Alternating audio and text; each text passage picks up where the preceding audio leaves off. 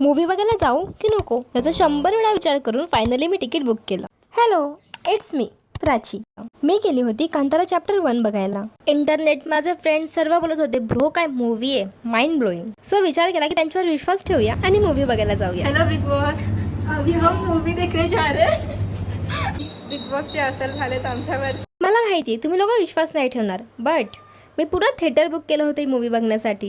काहीच खोटं बोलते मी. माझ्या फ्रेंडने सजेस्ट केलं प्राची 2 बघण्याआधी 1 बघून जा. सो एक रात्र आधी मी तो बघायला घेतला आणि मला एवढं बोर वाटत होतं की मूवी बघता बघता मी कधी झोपली मलाच नाही कळालं. इंटरव्हलच्या आधी मी रिग्रेट करत होते की मी हा मूवी बघायला का आली, कारण माझी मूवी टेस्ट ही आता बिलकुल नाही. इंटरव्हल झालाय आणि फर्स्ट हाफ बघून मला असं वाटलं बघू इंटरव्हल नंतर काही असं ट्विस्ट येतो का. गॉट 2 समोसास फॉर 60 रुपीज, पण ते बिलकुलही 60 रुपीजच्या मानाने बरोबर नव्हते.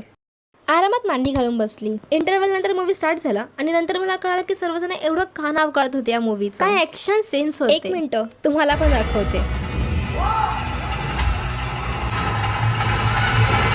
इंटरव्हल नंतर मूवी बघायला खूप मजा येते, बट मध्ये मध्ये ना त्यांनी एकदम फायटिंग सीनच्या मध्ये, इंटेन्स सीनच्या मध्ये फनी डायलॉग टाकले म्हणजे ते बिलकुल पण सूट होत नाही. सो असं वाटतं शी यार हे काय मध्ये.